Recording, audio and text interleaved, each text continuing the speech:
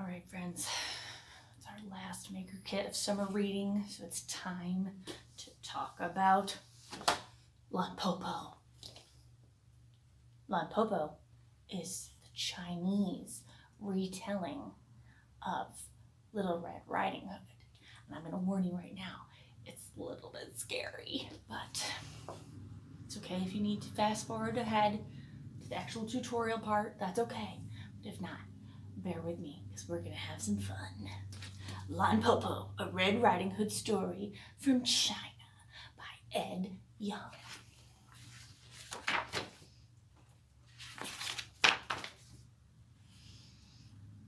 Once, long ago, there was a woman who lived alone in the country with her 3 children, Sheng, Tao, and Peiyotzi.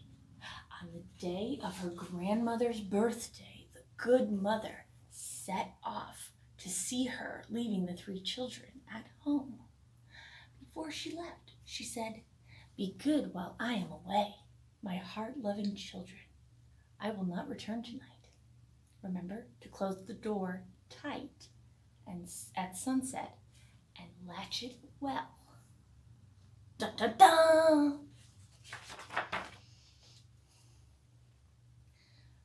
But an old wolf lived nearby and saw the good mother leave.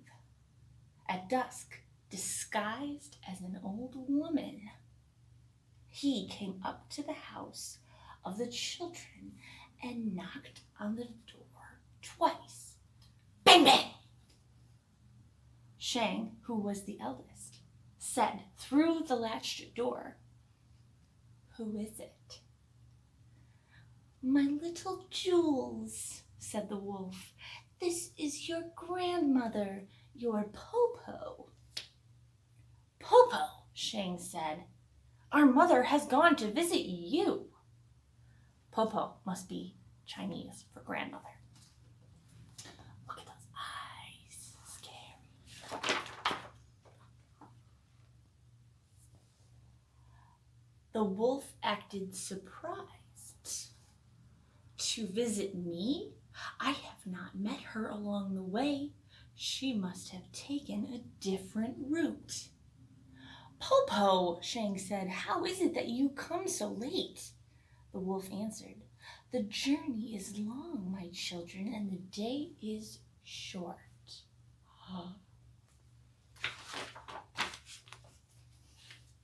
Sheng listened through the door. "Popo, why is your voice so low?" "Your grandmother has caught a cold, good children, and it is dark and windy out here.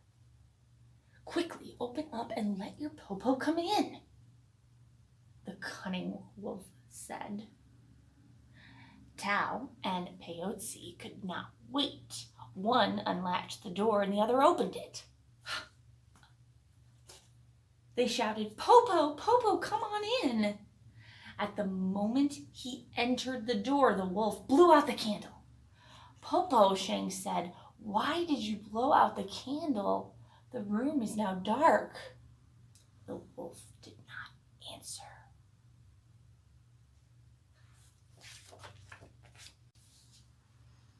Tao and Peiyotzi rushed to their Popo and wished to be hugged.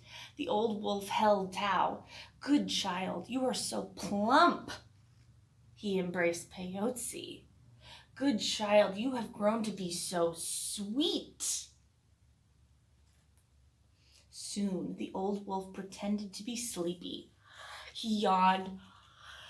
"All the chicks are in the coop," he said. "Popo is sleepy too." When he climbed into the big bed, Peiyotzi climbed in at one end with the wolf, and Sheng and Tao climbed in the other. But when Sheng stretched, she touched the wolf's tail. "Popo, Popo, your foot has a bush on it." There's the tail. This artwork is real scary. Popo has brought hemp strings to weave you a basket. That's how he's explaining his tale. Shang touched grandmother's sharp claws. Popo, your hand has thorns on it. Popo has brought an awl to make shoes for you. An awl is a tool. It's like a poking tool, basically, that can get through like leather. At once, Shang lit the light and the wolf blew it out again. But Shang had seen the wolf's hairy face. Popo, she said, for she was not only the eldest, she was the most clever. Although, she did think that his claws were thorns. And, yeah, whatever. You must be hungry. Have you eaten ginkgo nuts? What is ginkgo? The wolf asked. Ginkgo is soft and tender, like the skin of a baby. One taste and you will live forever. Okay, that's a pretty good plan, Shang said, and the nuts grow on the top of the tree just outside the door. The wolf gave a sigh. Oh dear, Popo is old. Her bones have become brittle. No longer can she climb trees. Good, Popo, we can pick some for you, Shang said. The wolf was delighted. Okay, I think Shang has a plan. Shang jumped out of bed, and Tao and Peotzi came with her to the ginkgo tree. There, Shang told her sisters about the wolf, and all three climbed up the tall tree. The wolf waited and waited. Plump Tao did not come back. Sweet Peotzi did not come back. Shang did not come back, and no one brought any nuts from the ginkgo tree. At last, the wolf shouted, "Where are you children?" Popo, Shang called out, "We are on the top of the tree eating ginkgo nuts." Good children, the wolf begged, "Pluck some for me." But Popo, ginkgo is magic only when it is plucked directly from the tree. You must come and pluck it from the tree yourself. All right, let's see where she's going with this. So they're up in the tree. There's the wolf. The wolf came outside and paced back and forth under the tree where he heard the three children eating the ginkgo nuts at the top. Oh, Popo, these nuts are so tasty. The skin is so tender, Shang said. The wolf's mouth began to water for a taste. Finally, Shang, the eldest and most clever child, said, Popo, I have a plan. At the door, there is a big basket. Behind it is a rope. Tie the rope to the basket, sit in the basket, and throw the other end to me, and I can pull you up. Okay. It's weird.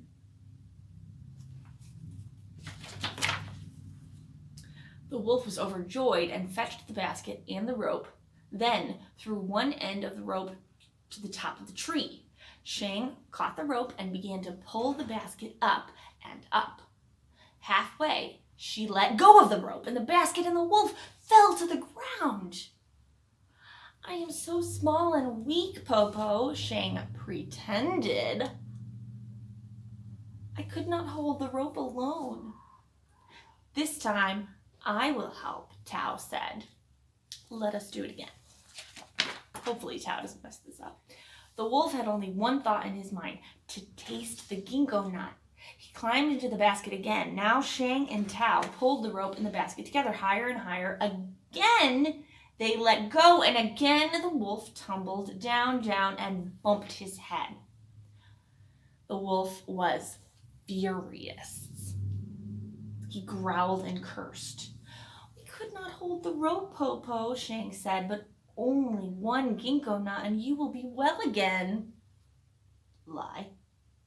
I shall give a hand to my sisters this time, Peotzi the youngest said. This time we shall not fail.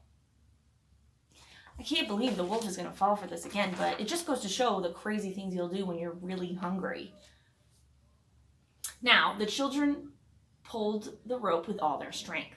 As they pulled, they sang, hey yo, and the basket rose straight up, higher than the first time, higher than the second time, higher and higher until it nearly reached the top of the tree.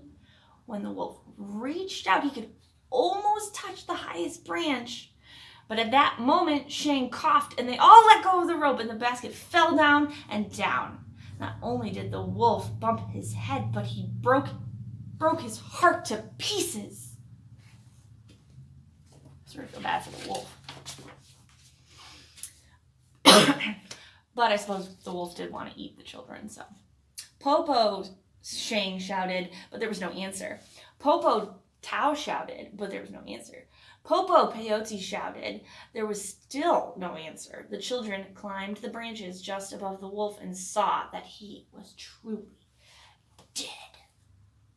Then they climbed it down, went into the house, closed the door, locked the door with the latch, and fell asleep peacefully. Wow, that was over really fast.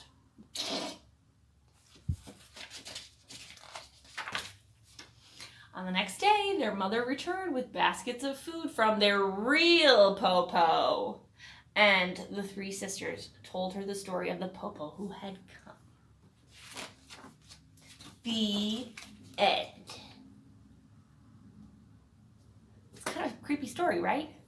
Anyways, so I figured we could help them by making our hydraulic elevator to get them up into the tree.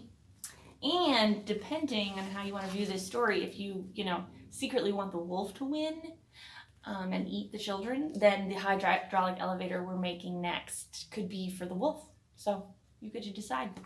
Either way, we're gonna go make a hydraulic elevator now. Yay!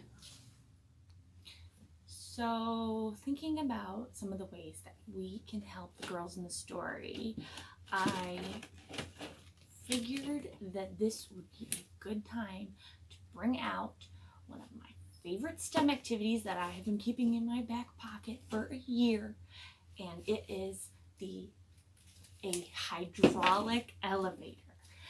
And we're going to build this elevator to help the girls get up into the tree and away from Lon Popo. So first we have to ask ourselves, what are hydraulics? What the heck does that mean? And basically what it means is it's a piece of machinery that uses a very small amount of liquid to create a very large movement, and it creates a very, very powerful movement. So like if you've heard of something called a hydraulic press, it's basically just a larger version of what we are going to be doing here today. So you'll see soon. So let's talk supplies. This is what you should have in your maker kit. You should have 12 jumbo popsicle sticks, 7 little pieces of wire, 2 syringes, some medical tubing, and 2 wooden skewers, like always. And what you need to bring to the table is scissors, of course, duct tape, of course, my favorite things, and some water. Easy enough, right? So let's go ahead and get started. So what you're going to want to do, this is seriously so much fun. I'm so excited for you guys to do this. All right, so the first thing we're going to do is gather our popsicle sticks. You're going to notice that some of them have these little divots cut out. Kind of looks like a Pac-Man mouth. Set those ones aside. Separate them out from just regular ones and the ones with the little divots. And start with the ones that have no divots. We'll come back to the rest of these. So what you're going to want to do is cross over the popsicle sticks and run a piece of wire through the 2 middle holes to create a little X. Like that. And once you have the wire through, you want to bend it over just to get it out of the way and to secure it. Like this. This is important. So make one X, make another X.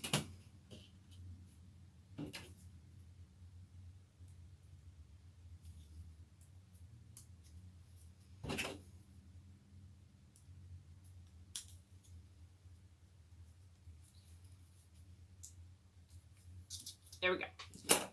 We've got these 2 X's right here. You want them side by side. Now, take 2 of the divoted ones and you want to attach them on so that the divots are away from the regular X's that we just made. So I'm going to put them together so that the regular side I'm going to attach with wire, leaving this little divoted side away.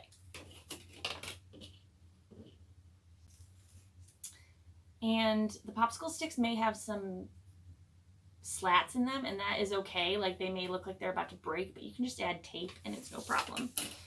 It's just unfortunate that they are a little weak.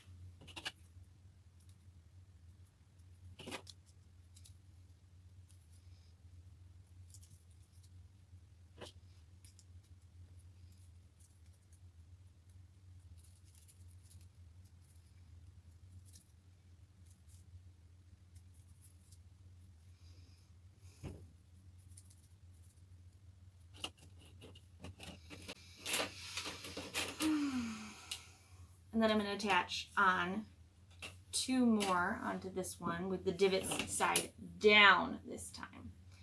So you want 2 divots pointing up and 2 divots pointing down. I totally lied before. You need 14 little things of wire. I'll have to correct that later in the editing room, which is just here, the basement. That's where I do all my editing. Get that professional quality videos that y'all love so much. Alrighty, so this is the one side of the elevator. Cool, right? And now we're going to do the same thing on the other side.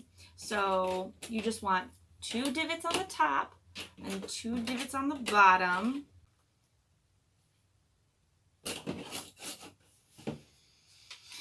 All right, so after all that, you should have a bunch of these X's that hopefully go up and down when you push them. And now we're going to attach them to each other. So this is a bit of a tricky part.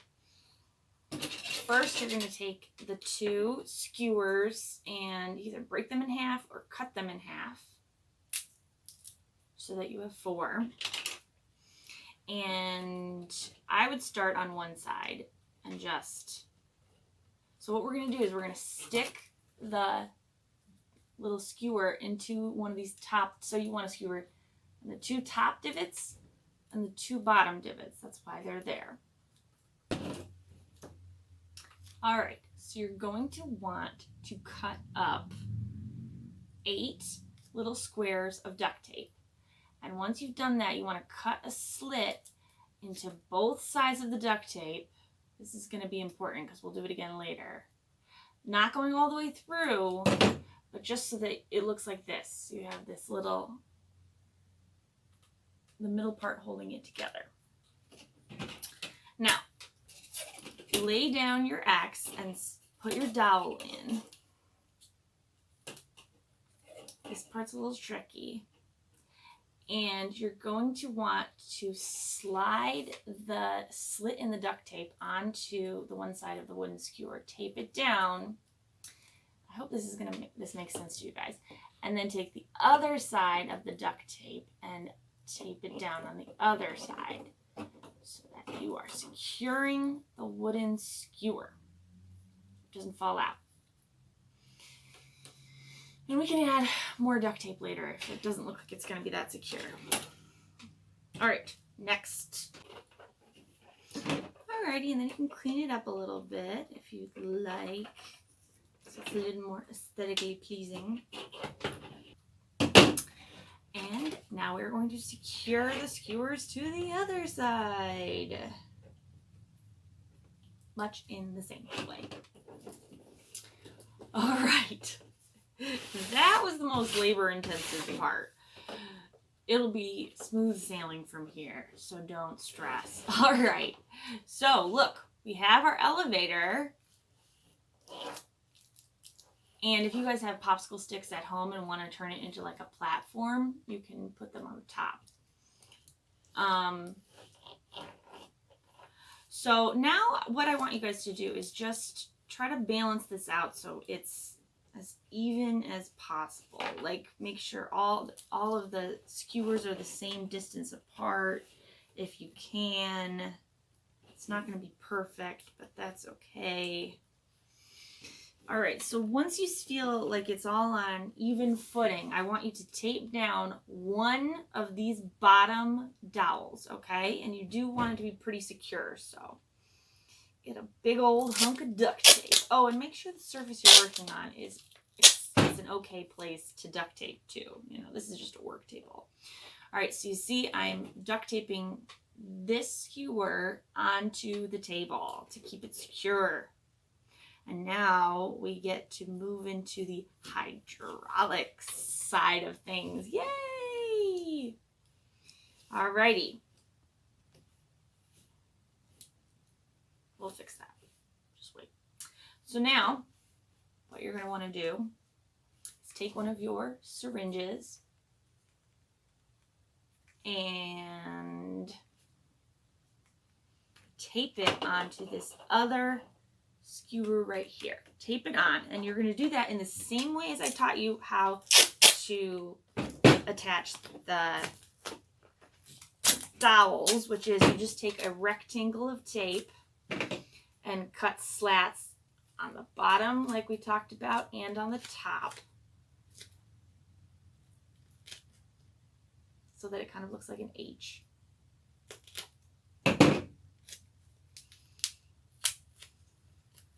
Like that. And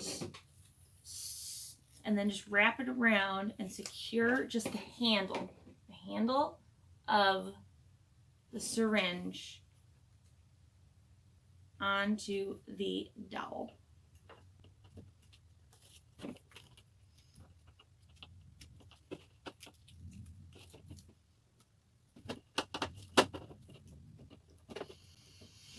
Alright, and then you want to make sure that this syringe is pushed all the way in. So this is pulled out, but you want to make sure it's as small as can possibly be. And then tape down the syringe. Sound good? You with me?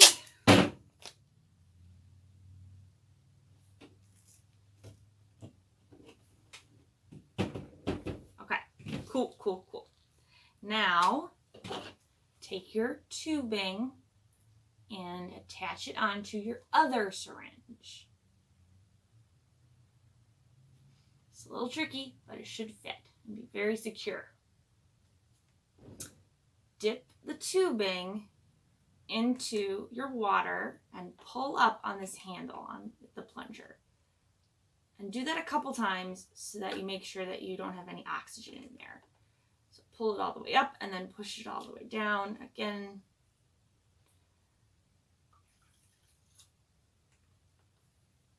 All right, good. Cool. So now attach the other side of the tubing to your syringe that is taped down to your table, with it filled with water still.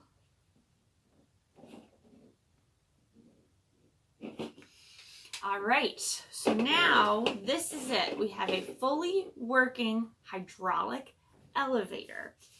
And like I was saying at the beginning, the hydraulics is when you take a very small amount of liquid and use it to create a very big, powerful movement. So I'm going to show you right now what happens when you push down on this syringe. Woohoo! It worked! Oops, it's a little bendy, but that's okay. And there you have it. Oh. Let's see if I can pull it back. There we go. Woohoo! That is hydraulics. Small amount of water, large, powerful movement. And the hydraulics that is in like real life machinery is just like this, but on a larger scale with, you know, more intense materials. Oh gosh. So yeah, so this is what the girls are going to use to get up in the tree, to get away from Limpopo. You guys did it. I'm so proud of you. And also, oh gosh, isn't this fun to play with? I'm going to show all my friends this, my adult friends. That's how much fun it is. Okay. I really, really hope that was fun for you guys, because this is the last kit and I try to save the best for last. So don't worry if it takes a little while, especially connecting these dowels on. You saw me. It took me forever, but it is worth it, right? Because this is pretty fun. Send me pictures to my email if you guys can. And I hope everyone has enjoyed this modified summer reading that we have done this summer. I know we had a lot of fun with it, despite the circumstances. We're so grateful to everybody who got the kits and has been participating enthusiastically this whole time. And yeah, we'll see you soon for the next phase of whatever is coming towards us in terms of library programs and library makerspaces from me and Miss Pam. All right, thanks for participating. You're 100% awesome.